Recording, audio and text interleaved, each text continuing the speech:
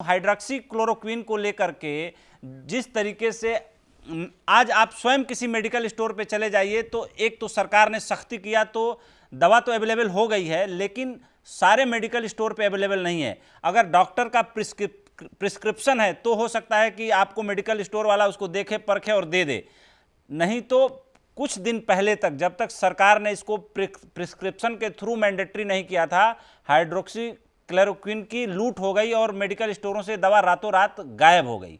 मेरे दर्शकों के लिए आप ये बताइए कि हाइड्रोक्सी क्लोरोक्विन को जो लोग एक्सपोजर में हैं क्या उन्हें लेना चाहिए, या ये एक मिथ है, अपने तरीके से रहें, कोई ऐसी समस्या लगे तो डॉक्टर से कंसल्ट करें, टेलीमेडिसिन लें और जो पारंपरिक दवाएं वो लेते रहे हैं फ्लू में बुखार में उनसे ही काम चलाएं, हाइड्रोक्सी क्लोरोक्विन की तरफ हाथ ना बढ़ाएं।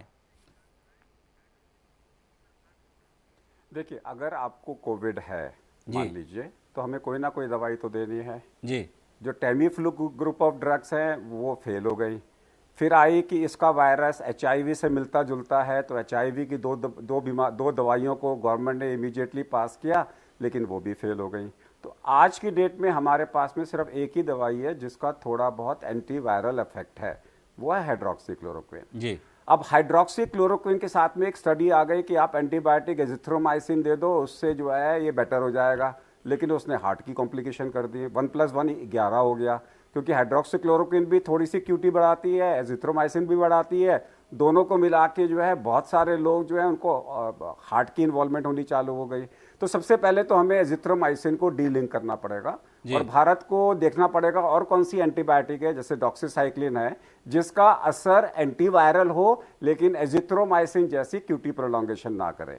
जहां तक सवाल है हाइड्रोक्सी क्लोरोक्विन का, अगर किसी पेशेंट को कोविड होता है तो आज हाइड्रोक्सी क्लोरोक्विन सबको दी जा रही है, लेकिन 10% लोगों को इनके अंदर में हार्ट की कॉम्प्लिकेशन हो जाती है जिसे हम बोलते हैं कोविड मायोकार्डाइटिस। उनको मायोकार्डाइटिस के साथ में अगर उनका क्यूटी बढ़ गया तो इमीडिएटली आपको हाइड्रोक्सी क्लोरोक्विन बंद करनी पड़ेगी, यानी कि हाइड्रोक्सी क्लोरोक्विन आप बिना मेडिकल सुपरविजन के नहीं ले सकते। फॉर्चुनेटली हाइड्रोक्सी क्लोरोक्विन सिर्फ 5 दिन तक देते हैं और हार्ट की कॉम्प्लिकेशन 10 दिन के बाद में आती है। नंबर 2, जहां तक सवाल है अगर आपने प्रोफिलैक्टिक लेनी है, यानी कि जो क्लोज कॉन्टैक्ट है, जो हेल्थ केयर वर्कर्स हैं, वो शेयर डिसीजन है, पब्लिक अपने आप से नहीं ले सकती, ये प्रिस्क्रिप्शन मेडिसिन है। शेयर डिसीजन का मतलब है आपका रिस्क कितना है और आपका डॉक्टर मिलकर डिसाइड करेगा कि आपको प्रोफिलैक्टिक डोज 2 गोलियां दे के नहीं दें।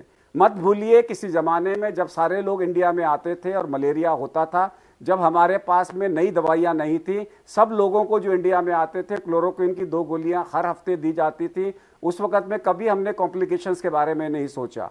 आज कॉम्प्लिकेशंस के बारे में इसलिए सोचा है क्योंकि 10% लोगों को हार्ट की कॉम्प्लिकेशंस होती हैं बिना क्लोरोक्विन के भी। उनको अगर हम क्लोरोक्विन देंगे, यानी कि हाइड्रोक्सी क्लोरोक्विन देंगे, तो उसमें खतरा होने का संभावना ज्यादा है। याद रखिए, वो इटालियन आदमी जो डॉक्टर था, जो पहला जयपुर में 14 दिन के बाद में सबने खुशियां मनाई कि ठीक हो गया, ठीक हो गया, ठीक हो गया, अचानक हार्ट की बीमारी से हार्ट अटैक होकर मर गया। वो कोविड डेथ थी, यानी कि हर पेशेंट कोविड के अंदर में 10% लोगों को अगर हार्ट इन्वॉल्व हो जाए तो सडन डेथ हो सकती है।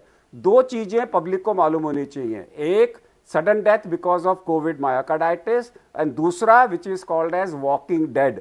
वॉकिंग डेड का मतलब है कि पेशेंट चलता हुआ, बात करता हुआ अस्पताल पहुंचता है और आप उसको एडमिट कर लेते हो, रिलेशंस को बोलते हो बाहर बैठो और 24 घंटे बाद बोलते हो पेशेंट मर गया, तो रिलेशंस तो घबराएंगे ना, मैंने तो जिंदा आदमी लेकर आया था, बात करता हुआ लेकर आया था, मर कैसे गया।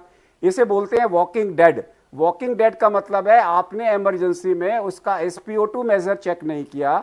SpO2 मेजर अगर आप चेक कर लेते तो वह 60 निकलता तो आपको मालूम है कि यह मरने वाला मनुष्य है। इसका जो प्राणवायु है, जो आयुर्वेद वाले कहते हैं कि प्राणवायु कम हो गया। SpO2 मॉनिटर जो होता है वो एक ऑक्सीजन लेवल चेक करने की मशीन होती है, छोटी सी मशीन होती है, हाथ में लगा लेते हैं हम, ऑक्सीजन लेवल पता लगा लेते हैं। अब उसका ऑक्सीजन लो है लेकिन ब्रेन में तो ब्लड जा रहा है ना, अब ब्रेन में ब्लड जा रहा है तो आदमी कॉन्शियस है, वो आपसे बात कर रहा है, लेकिन वो मरने वाला है क्योंकि ऑक्सीजन लेवल उसकी इतनी कम है, वो कंपेटिबल विद लाइफ नहीं है। तो हमें यह देखना होगा कि ऐसे लोग जो ऑक्सीजन कम है लेकिन उनका ब्रेन में ब्लड जा रहा है इसलिए वो बातें कर रहे हैं, इनको हम वॉकिंग डेड बोलते हैं। वॉकिंग डेड मतलब ये डेड है लेकिन वॉक करते हुए आ रहे हैं और थोड़ी देर में सीरियस होकर वेंटिलेटर पे चले जाएंगे और मर जाएंगे। तो ये दो चीजें हमें समझानी जरूरी है लोगों में, नहीं तो लड़ाइयां होंगी। ये जितने भी तोड़फोड़ हो रही है इसीलिए हो रही है कि आप वॉकिंग डेड को मिस कर दिया, आपने पेशेंट की सीरियसनेस को मिस कर दिया।